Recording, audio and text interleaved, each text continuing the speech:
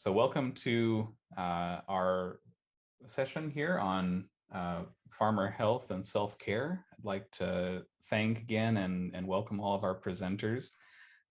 We have Keisha here and Lucinda and Dawn. And so I guess without further ado, we can get started.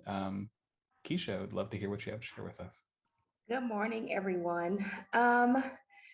This morning, we're just going to be talking about stress, anxiety, and worry and how they all connect. And if Ryan, I could possibly be a co host, I need to share my PowerPoint if possible. How is everyone Sorry. doing this morning? Let's check in first. Sorry. How's everyone doing and feeling? And I always feel some stress and anxiety about presentations and conferences, I would say, but yes, doing pretty good. yes. So does your anxiety level decrease because we're on Zoom, or does it increase because we're on Zoom? We have more to manage while we're I on Zoom. Yeah, I don't know. They have different challenges, I think. Maybe Yeah, it's the yeah. so With me, I feel more anxious when I'm on Zoom because of technology. In person, I know I have my papers, I have this, I have that, da, da, da, da. But when the technology doesn't work and your Wi-Fi shuts down or it goes slow, it's just more of a, I don't have more control of everything when I am on a Zoom or on on the internet. So let's see. I'm gonna share my screen with you all. And this is just gonna be an informal discussion. We're gonna talk about some things, how to identify and manage stress.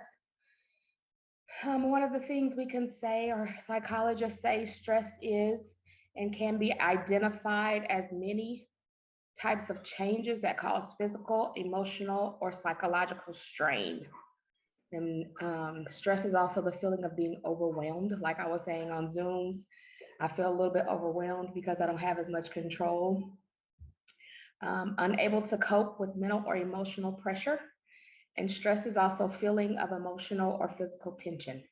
So when I am experiencing stress, I can typically feel it in the back of my in my back, in my right, like right underneath that shoulder blade in the back, and it just feels like a knot. So just being able to identify where those areas are on your body, where you are feeling stress, worry, and anxiety. So worry, um, we experience it in our heads. It tends to be more specific, I think. Did I skip a slide? No, worry. So we're going to talk about the difference between worry and anxiety. And there are differences, but also similarities. Worry is not as extreme as anxiety. Everybody experiences worry, but everybody may not experience anxiety. So worry is experiences in our heads. They tend to be more specific. They're verbally focused. They're triggers. It triggers problem solving. So worry triggers you to solve a problem. Okay, I see that um, I am not able to solve this problem and I'm going to worry about it, but I'm going to find solutions to solve the problem. It's caused by more realistic concerns. It tends to be controllable. It's a temporary state. It doesn't impact our professional or personal functioning, and it's considered normative. So worry is normal. Everybody experiences worry. Anxiety, on the other hand, we experience it in our bodies. More diffuse, it includes verbal thoughts and mental imagery. It doesn't trigger problem solving. It sends you into a whole nother state um, of where you are mentally. So you're not able to cognitively come up with solutions. Create several mental distresses. It's not caused by realistic distress. It's not comfortable. It can linger. It impacts our professional and personal functioning, and it's not normative. So the difference between worry and anxiety is everybody has a little bit of worry, but not everybody goes into the state of anxiety or being anxious. Anxiety disorders are most common type of mental illness in the United States. 40 million adults experience anxiety. 36.9% of people living with anxiety disorders receive treatment, and some of them don't. Some tend to either cope with it, and some either tend to use alternative treatments in order to deal with their anxiety. About 18% of American adults have an anxiety disorder in a given year. Almost 1 to 5 people around you experience anxiety for long periods of time at a higher level than most people in ways that impact their daily lives. So worry is something that we will have. Anxiety is something that will impact us daily, personally and professionally. So we look at the symptoms of anxiety. Excuse me. I talked how when I worry or I'm anxious, I get that pain in my back. So some physical symptoms of anxiety are your heart pounding, feeling flushed, shortness of breath, dizziness, stomach pain, nausea, muscle aches and pains. Ah, that's me. Restlessness, not being able to sleep at night if you have something big going on the next day or you have something on your mind that you have to do. Your psychological excessive worry, feeling on edge. If you're responding to someone quick and short and you're just feeling on edge all the time, that may be a symptom of anxiety. Difficulty concentrating. I'm getting up in age now, and I don't think that's an anxiety symptom. I think that's just an age where I'm like, what did I go in that room to get? Or what am I supposed to be? Yeah.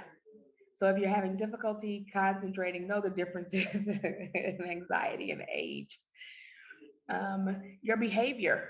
How is your behavior towards yourself and towards others?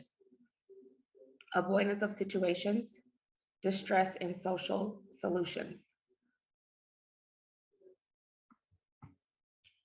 So why does mental health matter? Uh-oh. Mental health matters in rural communities because 6.5 million people in non-metropolitan communities experience mental health conditions in 2016. 1.3 million people living in rural areas have thoughts of suicide each year. And there's a chronic shortage of mental health professionals existing in rural areas as mental health providers are most likely to practice in urban centers. So it is very important to us and to our farmers to stay connected so we can decrease these. So if you're having any areas of stress, any areas of worry or anxiety, I'm going to give you a list of resources so you can stay connected. Stay connected in order for us to reach into our rural communities and provide assistance and help to them. So these 4 areas are selected because of the impact they have on the brain. So we're going to talk about a little bit about self-care. So self-care is something that everyone needs to practice, not just persons that are dealing with stress, anxiety, and worry.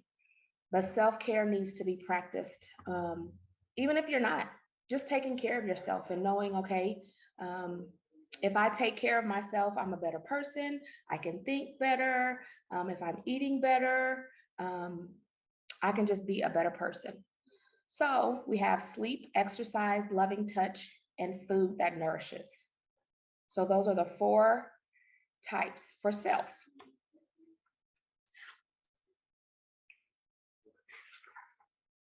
So sleep, practices that both promote mind and body rest and prevent counterproductive experiences. So for me, going to bed without my cell phone is something that I need, and Ryan's laughing, something that I need to work on because when I rest, It is, I am a better person when I rest. Not having to look at emails and what do I need to do the next day, that will decrease worry and anxiety. Exercise, practices that promote aerobic and or whole body engagement. Simply, going for a walk, um, just doing some aerobic exercise periodically, weekly, is a part of self care. Loving touch, connection. We are built as humans to have connection, a loving touch. It creates pleasurable sensory experience for our skin each week.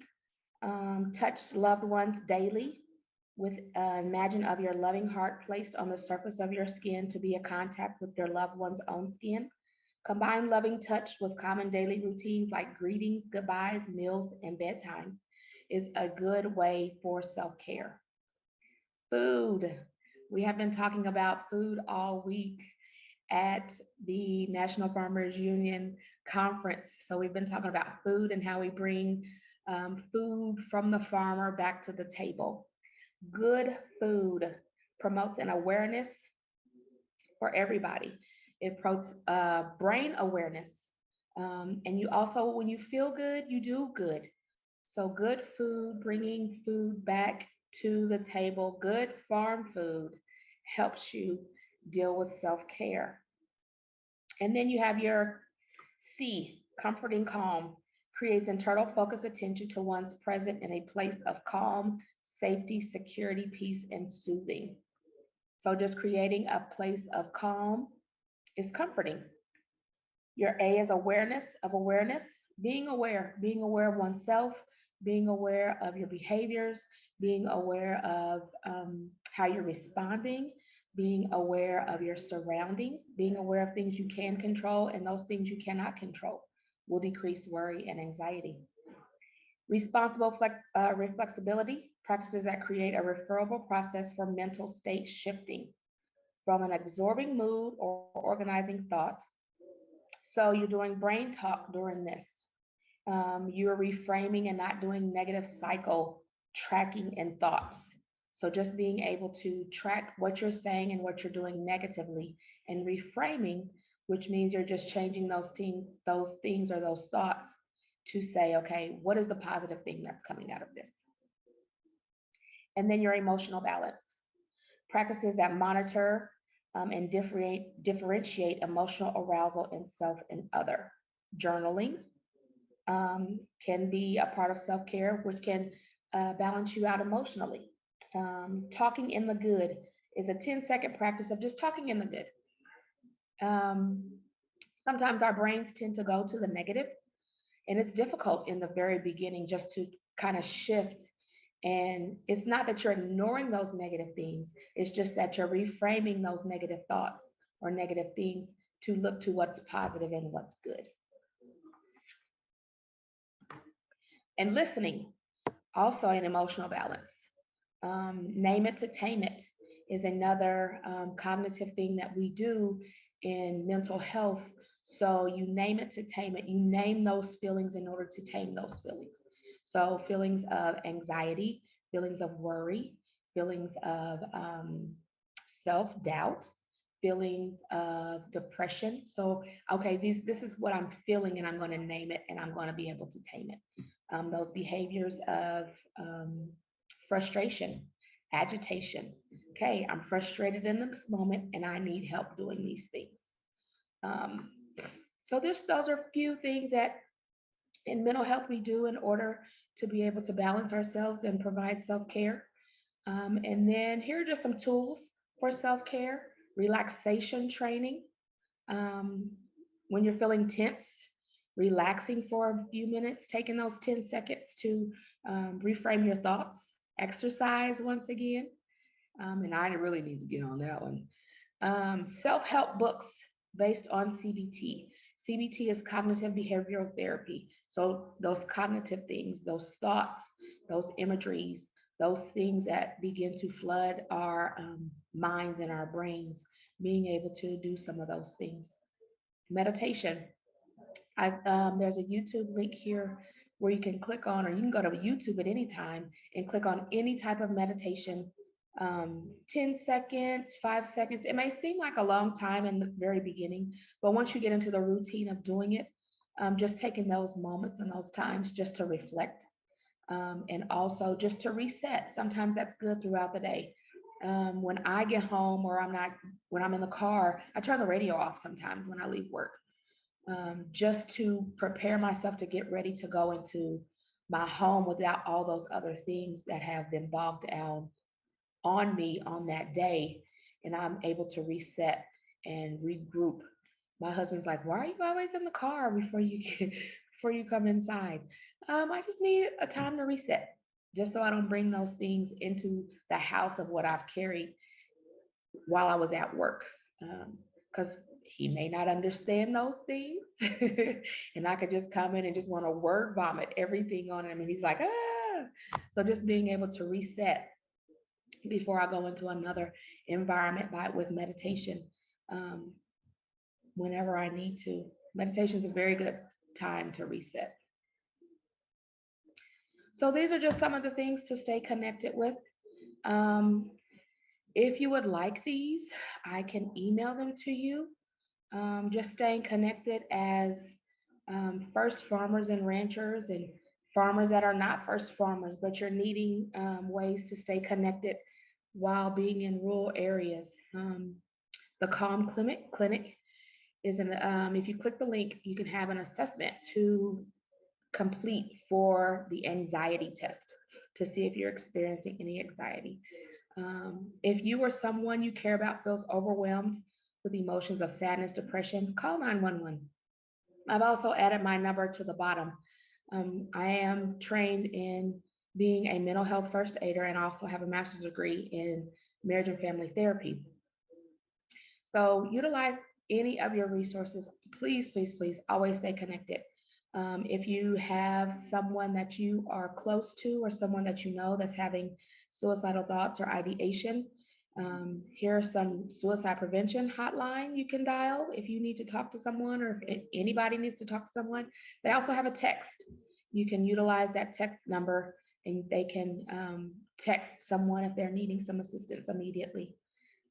Also is the mindfulness techniques on YouTube, and then Dr. Dan Siegel, Healthy Mind Platter. He is a phenomenal person on your lid being flipped, and just trying to connect your lid being flipped. And he says this is the brain, and when your lid is flipped, you have three responses. You have fight, flight, or freeze.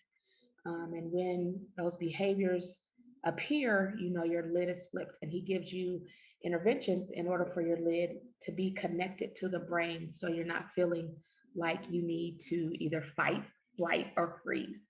So these are just some resources. And like I said, my number is at the bottom. And we have farmers that are trained in mental health first aid. We had a training in Savannah for that. And I am wanting to connect with our Kansas Farmers Union president to see if we can possibly get a directory of those farmers that were trained in first aid mental health connections so there can be connections nationwide for our farmers. So please stay connected. And if you need to utilize any telephone numbers, I am available. Hey, thank you so much, Keisha. Well, I did a pretty poor job in the beginning, and I didn't even ask you to introduce yourself. I'm sorry. Do you want to say just a little bit about who you are? My um, mistake. and I'm sorry because I just kind of just jumped in No, and no, went. no problem. I prompted that.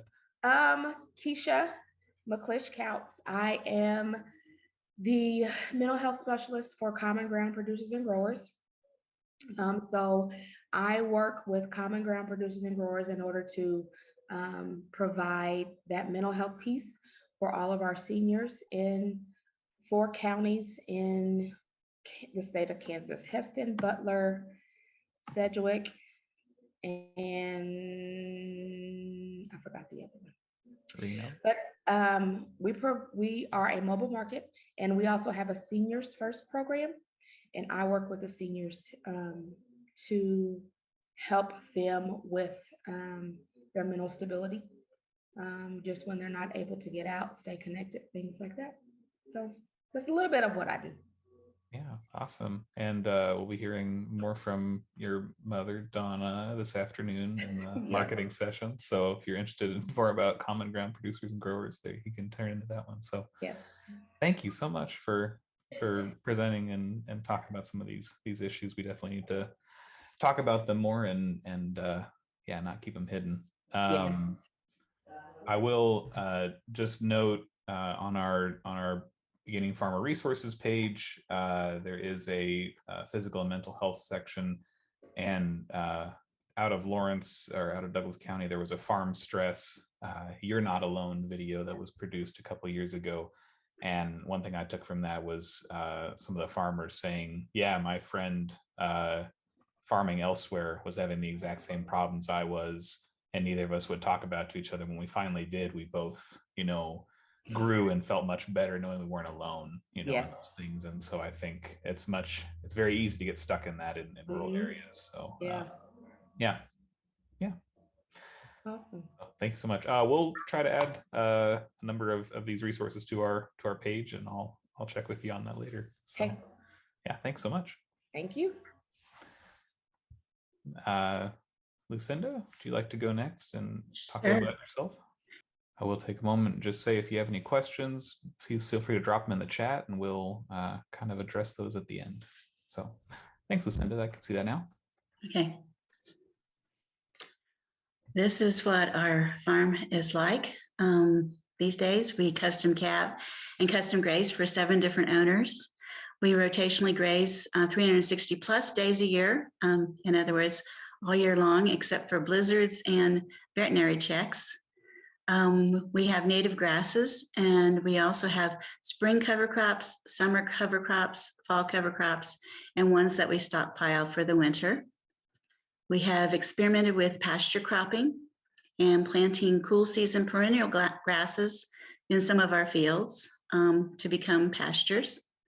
We have breeding stock, and we also grass feed and grass finished beef. We have different grains: wheat, soybeans, milo, which is called grain sorghum, rye, triticale oats, different hays, brome and oat pea hay, which the cattle love better than any of the others, native grass hay, and alfalfa. We also do agritourism and a bed and breakfast. Now, it hasn't always been this way. 11 and a half years ago, my farmer husband and his farm partner brother were killed in an accident. Being the farm bookkeeper, I quickly figured out that if we hired everything done, we would need to sell the farm within 5 years. That wasn't acceptable because our youngest was in kindergarten, and we had all the kids were in school. We wanted to stay in our own house. We didn't want to have to move somewhere else. So what do? Farm being run by women and children, we had to find different ways of doing things that could be potentially dangerous. So the first thing I did was sell the ornery ones, the ones that were too beautiful for the guys to sell because they could handle them, but they were too dangerous for us. Also the opens and the olds, those that didn't have a calf at weaning time. I have to tell you that they died just before Thanksgiving, and January 1st, we had 60 cows ready to calve. I had never carried them to the house, although I had thawed them out in the bathtub in 100-degree temperature water, holding their noses out of the water and massaging them, having about 50% success, but I had never carried them to the house. I had also never roped them and pulled them over to a fence post to pull the calf either. So we needed to do things differently. Had a neighbor build this barn. It's 48 by 24 with 12 by 12 box stalls in each corner, 2 of which have head gates. And this has been a real lifesaver. Since the neighbors have copied this design, and I think the greatest form of flattery is that is being copied.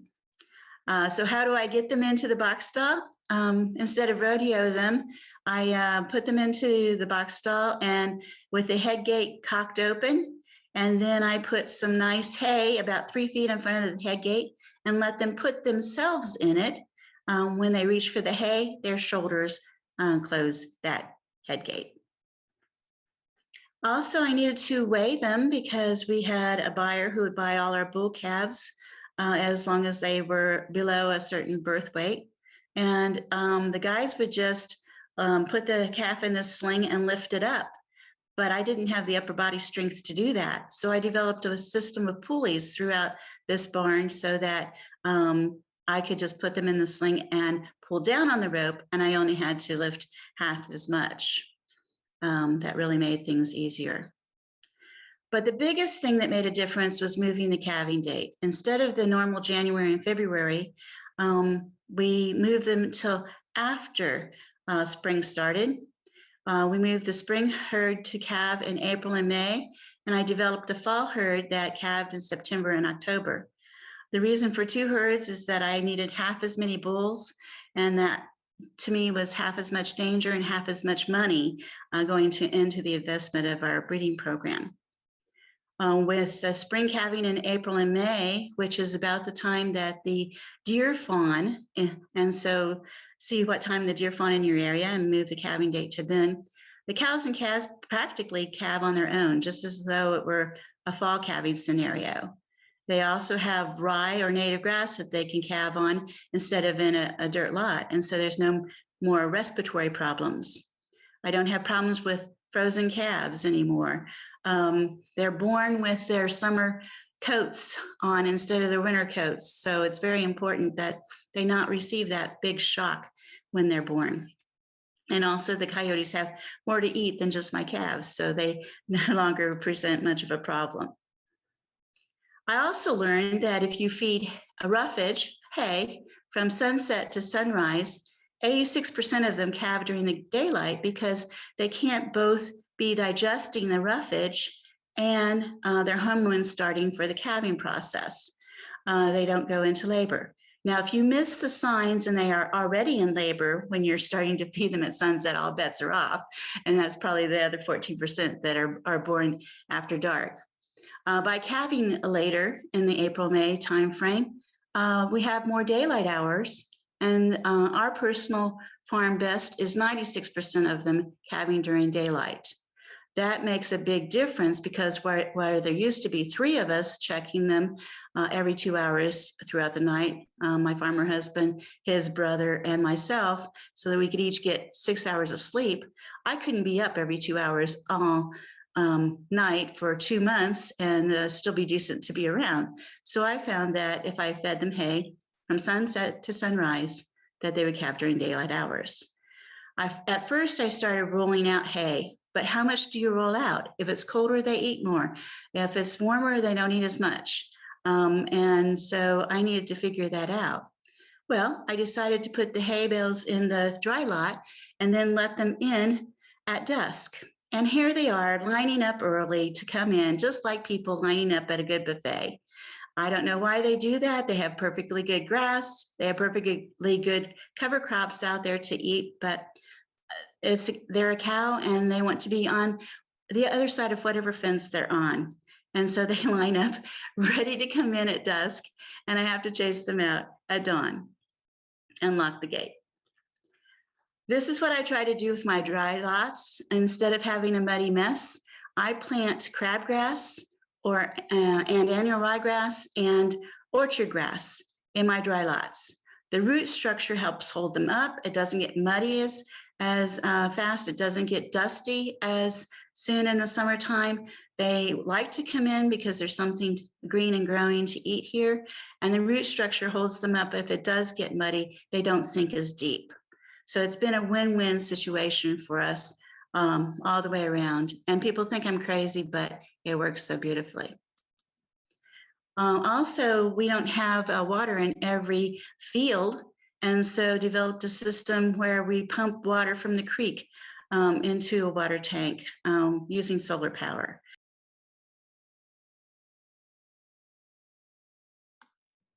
Can you see that? Yep. Thank you. You're back on. Wonderful. Sorry for technical difficulties. Never had that happen before. How it goes.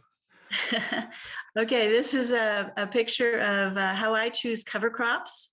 And there's a line down the middle between the blue and the orange, separating the cool from the warm. So when somebody says you can't grow anything in March or April, or you can't grow anything in September or October, that's not exactly true, because there's grasses in the green and some forbs in the yellow, meaning that they bloom. And I choose them because they draw beneficial insects, ones that help us. And then in the blue are some legumes that grow in the cool season. Then of course there's ones in the warm season, the orange, the pink, and the green. And it's kind of interesting because the legumes develop nitrogen nodules that feed the grasses, but the grasses leak root exudates that feed the forbs and the legumes. So it's really kind of a nice combination. And I tried to choose about 10 things from this list in order to have a balanced mix for my ground to be covered all times of the year, and for my livestock to be able to graze when the prairie is dormant. And this just shows how you can kill weeds. This is a field with all pigweed and lamb's quarters, and we no-tilled the rye into it.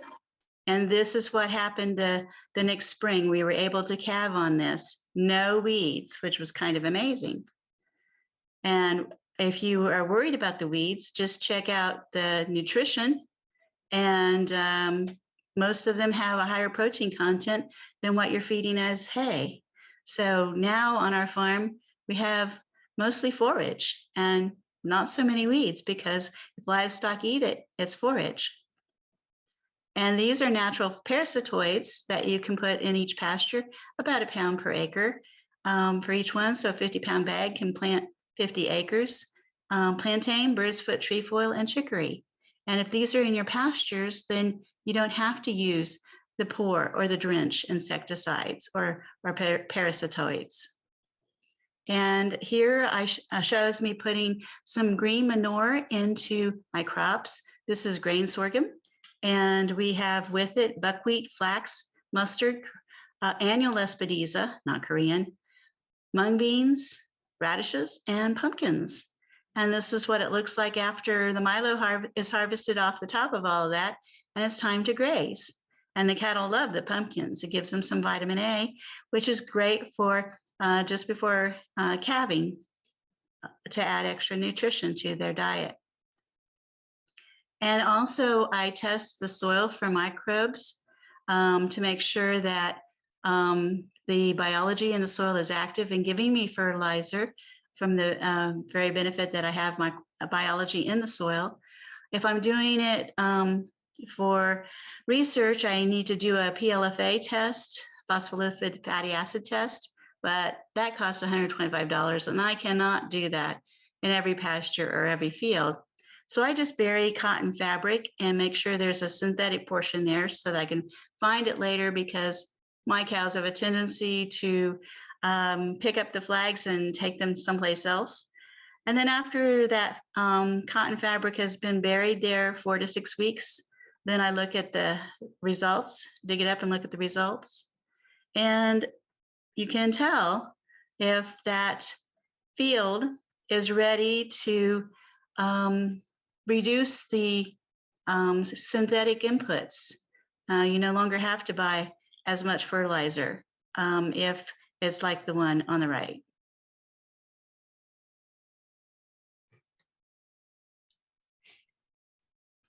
Awesome. One reason I really wanted to feature Lucinda is just I think it's a great story of adaptation and finding ways to change a farm to fit you physically or your priorities.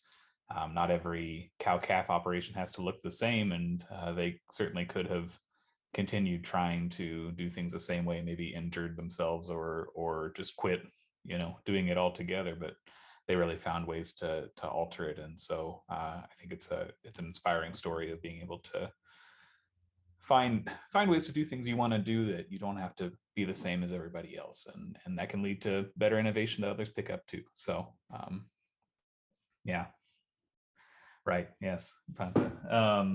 So yeah, well, I'll see if we can catch Lucinda somehow, but Don, do you want to go ahead for now and introduce yourself a little bit? And Sure. It's really hard to follow Lucinda. That was such a heartbreaking time for her at that time, and the challenges she had, and both of the farm operators. And so, and I've got nothing but respect for what she did to modify her farm operation to work for her. So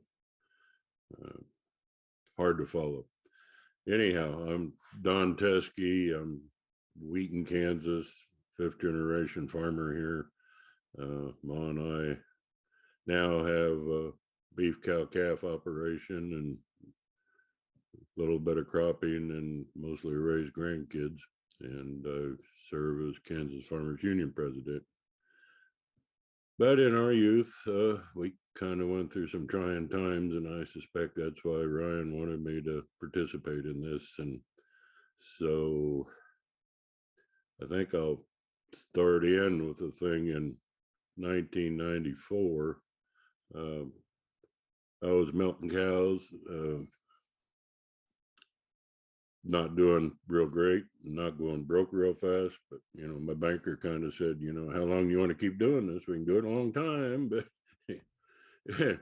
I get a call from K-State, and they invited me to become a farm analyst for them in the ag econ department to work with farmers in stress that needed help, or farms that are transitioning to the next generation, etc.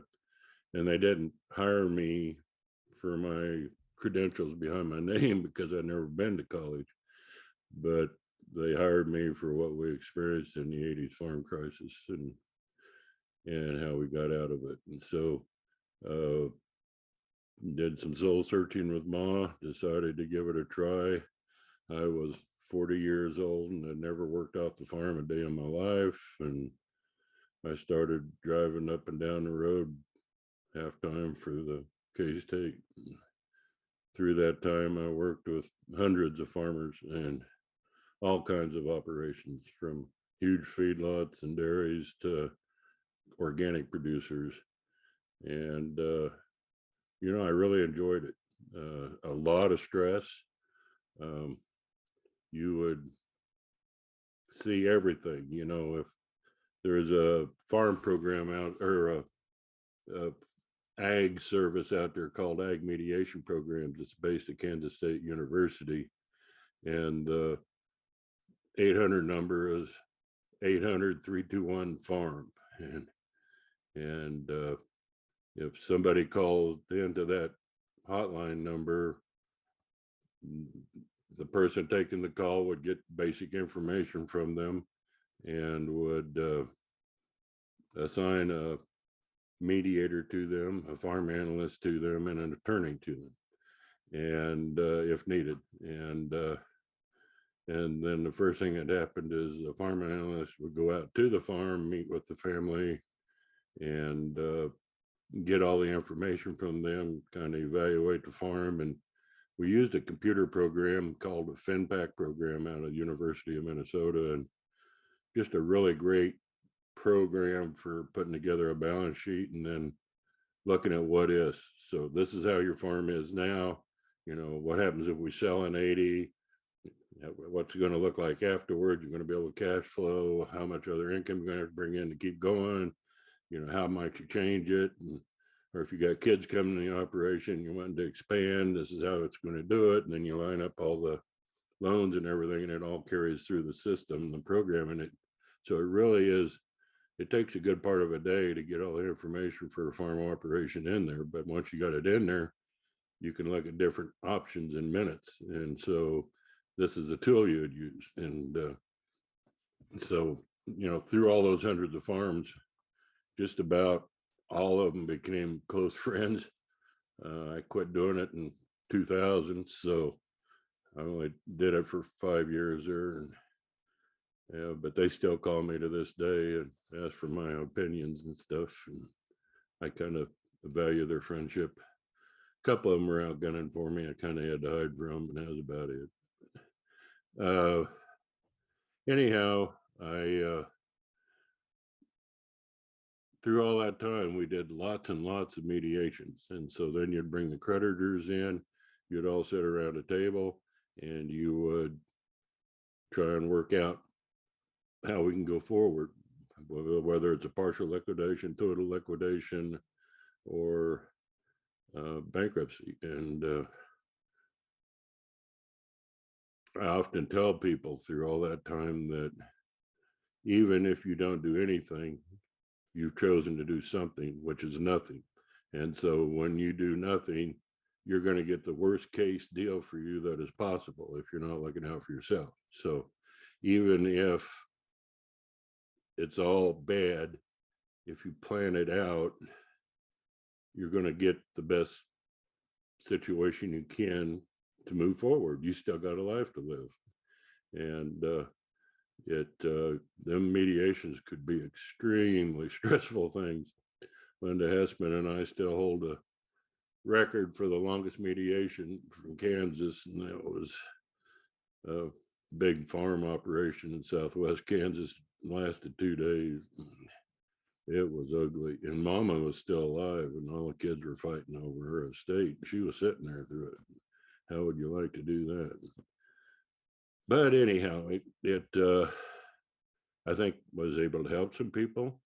I think one of the most frustrating things I'd have is, I'd go out to a farm, and it might not be the biggest or the most modern farm, and the farmer would just be beside himself because he just couldn't figure out why he couldn't make it. He says, I'm doing everything I can to make it work. I'm not spending extra money. We're living cheap.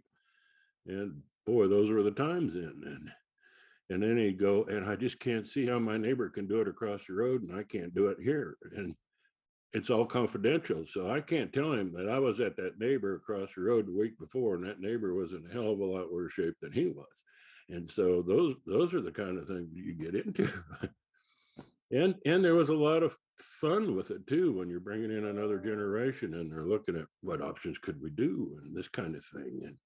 And so it was a valuable service. And again, I'll say that's 1-800-321-FARM.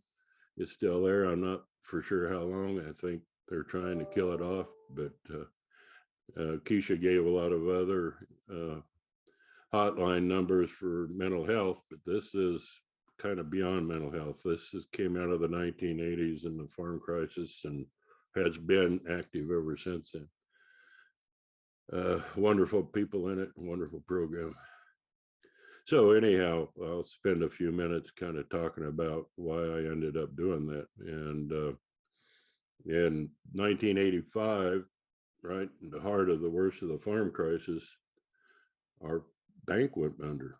And at the time it was farming, it was Teskey brothers. So it was my dad and my uncle, and my uncle's a bachelor uncle, and my dad was a patriarch of the farm and the boss of everything. And I was a 31-year-old kid that was just a hired man and not being led into any of the management decisions yet, and getting a lot of frustration over that, and et cetera. And had a brother that farmed sometimes with us and didn't sometimes. And during the 1970s, this was the largest farm in the area, and there were 5 families making a living off of this farm. And a bank went under. It was just my uncle and my dad and myself at that time, and of course mom and my wife and grandpa and grandma and that kind of thing. But I remember I was speaking that day at Benedictine College in Atchison, and I made the joke that, well, it's kind of cool that was able to foreclose on a bank before the bank could foreclose on us. And it was amusing at that time, but I just had no clue what that was leading us into. And Teskey Brothers wasn't in horrible shape financially. They they were solid enough. But when the bank sold and the new owners came in, they had the opportunity to take which clients they wanted to work with and which ones they didn't. And Dad was getting wacky right then, bad, and was soon diagnosed with Alzheimer's. And so you couldn't work with him. Dad was the boss. We'd meet with our attorneys, and you couldn't get my dad or uncle to agree to anything, and they didn't really understand what was going on. And finally, the lawyers took me aside and said, Don, you need to get on with your life and do something else and let this go, liquidate it. And I didn't. And so then it wasn't long after that Farm Credit foreclosed on us.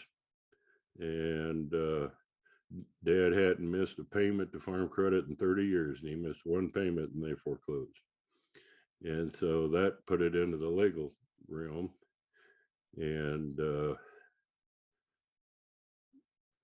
then the attorneys told us that they had a conflict of interest because they were also the attorneys for the bank, and so they couldn't represent us anymore. So they advised us who to go to, and I went down and asked to meet with the lawyer before our appointment, which was the following day, and he let me in, and I'd never met him before in my life, and I said, well, I just wanted to meet with you ahead of time because I wanted to give you a heads up that my dad's been diagnosed with Alzheimer's and we've got problems, and so he's going to be in here, but we got to work around that somehow. And he looked at me and finally he says, are you setting me up? And I said, no, I'm not. And he says, you don't know that my dad has Alzheimer's? No, I don't. And they had been in the law firm together, and his dad was even more advanced with it than my dad was. And so we kind of was able to talk to each other as both fathers passed on. But Dad lasted for 14 years. Mom kept him at home for 13 of those 14. So that was a huge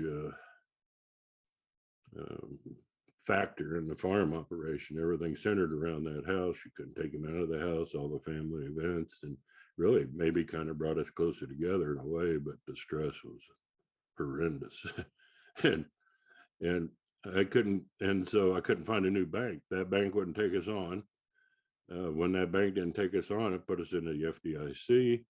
And so automatically everything went to 18% interest. And any income that came into the farm, they garnished before it got to us.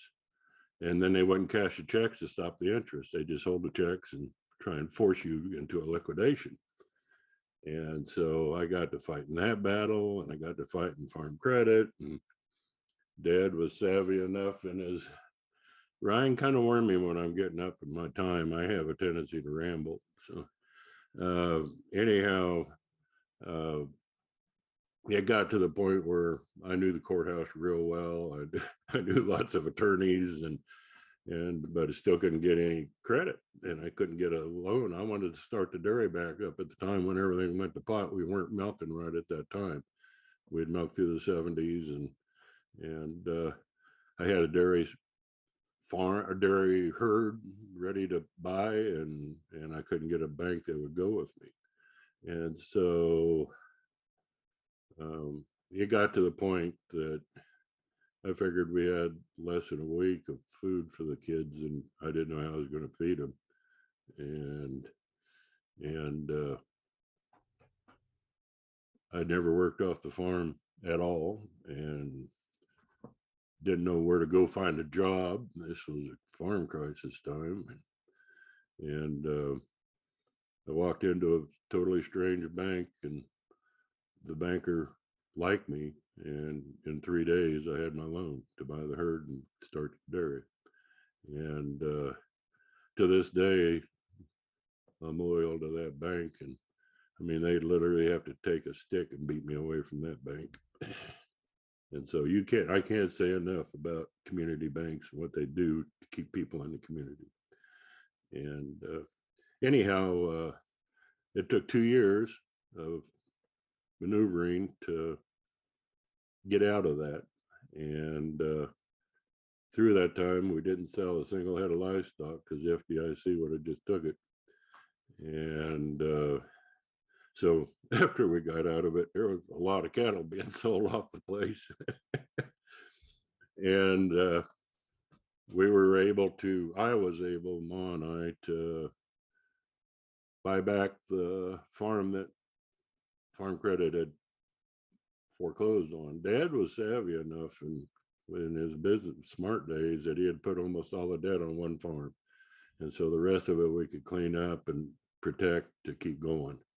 And so that farm went back to FDIC with a pretty significant debt on it. And Ma and I was able to buy it back after they started that program that said you know the owners that lost it have a chance for first refusal. And so it was 75,000, and I acquired a loan from that bank for 6 months. So I had a 6-month loan to buy back that 414 acres for 75,000, and it worked out. I was able to sell 250 acres of it and keep 150 and move on. And so we worked that out. But the day we were going down to sign the papers for that 75,000 on a 6-month note was Black Friday, the first time the stock market had ever dropped 400 points in a day. And we were all pretty well figuring that the United States economy was over with that day. We were just signing a $75,000 note. So, and the long and the short of it, we went on, and Kathy and I are still here. Before 1985, I never had any debt. After 1985, I've never not had any debt. But we're okay, and we're still here, and it's always a struggle. And we raised 4 kids here, and I'm kind of proud of all the kids. And I think they had none of them on a farm. I think they were all children through all this stress and poor times and really poor times, and none of them show an interest in farming. And so we'll see what happens with the next generation. But they're all around close by, and they all help out when I need help. And I travel a lot with a job, and they fill in, and we're all a family. And that's the most important thing through it all. We've always been a family. Man, when I let that farm go back to Farm Credit, my bachelor uncle never forgave me for that. And he lived till 2010 farming with me. And he never let me get over it, even though it saved his farm operation. Because if they'd had to liquidate in 86, that was rock bottom prices on everything. Auctioneers were just throwing up their hands and stopping sales in the middle of them and quitting sales. Nothing would sell. And my grandma, she was the old grandma, she controlled everything. And it was, you will not sell that farm. You will not give them that farm back. Grandma, yeah, we were. And she never forgave me either. But we survived with a good farm, and we're still going on. So I don't know what I forgot to cover and all that, but happy to answer questions. Certainly happen to visit with anybody. I still keep that FinPack program. K-State lets me have it on my computer to use it whenever somebody needs some help, and I still dabble in it. It keeps me out in the country. And with my job as Kansas Farmers Union president, that experience when I worked at the Kansas Rural Center and the Clean Water Farms Project was just wonderful for giving me a background to do my job as Farmers Union. Because you hear all this bull crap about the farmer being the independent farmer and doesn't need anybody, and they're doing great. And I've seen books all over the state of this Kansas. I know what the finances are. And usually most of that fancy green paint and those new buildings, those are the ones I really cringed on when I went in there. And when I would go into those farms, big ones or any farms, I might be the first person outside of that farmer's inner circle that drove onto that farm and got shared this kind of confidential information. And so starting out, boy, if the farmer would ask me if I wanted to see the farm first, I'd jump on it. And because I could get them to open up best when they were looking through their windshield and talking about their farm. Then we could go back to the kitchen and start working on the paperwork. And being that first person out there, I've seen it all. I've seen child abuse, I've seen spouse abuse, I've seen mental illness. I've many a night talked all night to a farmer to keep them from shooting themselves, so that the wife would call me and say, "You got to talk to him. He ain't gonna make it till morning." And you'd sit there and talk all night to him. And Elvis are just trying to make the world a little better. But one farm I'd like to kind of just touch on, and this was a farm that banker actually called me in and said that this farmer's done. It's bankruptcy, Chapter 7. We just got to get him through it. And I went out and met with the family, and he was right. That farm was done for, and that was the most abject poverty you could imagine. Holes in the floor, and it was as bad. And there were teenage daughter and other children, and he was obvious alcoholic, and got him into the bankruptcy program. And after that, then I have to step aside, except for giving the bankruptcy attorney the information. Excuse me. And some years later, I was at an event, and that guy came up to me and caught me. And he says, "Don, I just wanted to talk to you." And he says, "I just want to tell you how much that meant with you helping us go through that bankruptcy." He says, "I've dried out, and now I'm making a living as an alcohol counselor." And he says, "We're doing really well." And their daughter at the time was really having lots of problems. And she ended up with a free ride to KU and then went to work for NASA. So that really means a lot when some of those that you try to help come up afterwards and share that maybe it did help some. So. If anybody has questions for Don, you can put them in the chat, or we might extend this a little bit so we can get stuff. But you can also find him at the Kansas Farmers Union. So, yeah, thank you so much. Well, we've had a little bit of a topsy-turvy session here, but does anybody have any questions before we let our speakers go? Yeah, happy to. Had a lot to think about from 3 very different vantage points, and broadly, yeah, I just wanted to highlight the importance of a lot of these things. So, thanks for attending.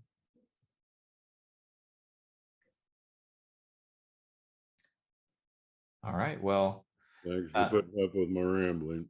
No, it was great. It's great. It's important stuff to hear about, and yeah, if you have any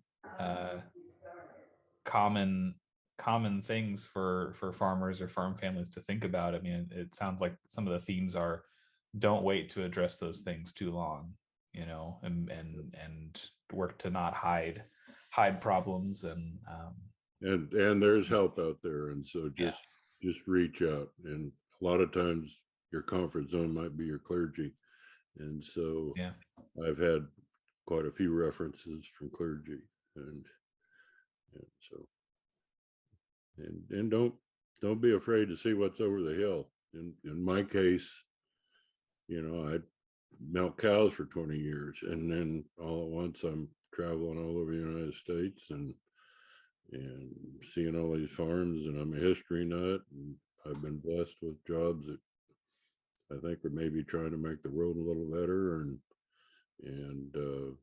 let me explore my history passion a little bit and meet great people. And so that wouldn't have happened if I would have kept milking cows. So a lot of times changes are for the better.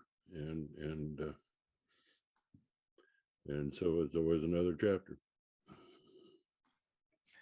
Will sound like good closing words. Thank you, Don. Yeah. We have a talkback session or kind of feedback session. So if you are, anybody's welcome to join, but if you are a beginning farmer and rancher, we especially want to hear from you about what challenges you're facing and what resources groups like the Kansas Rural Center or the Farmers Union or other groups in the state can really help to provide for you so you can be successful and I'll even say happy maybe. So with your stuff. So anyway, that's starting here at 11:30, and then we have a couple of sessions this afternoon. Be happy to have you join us for. So thanks so much for coming.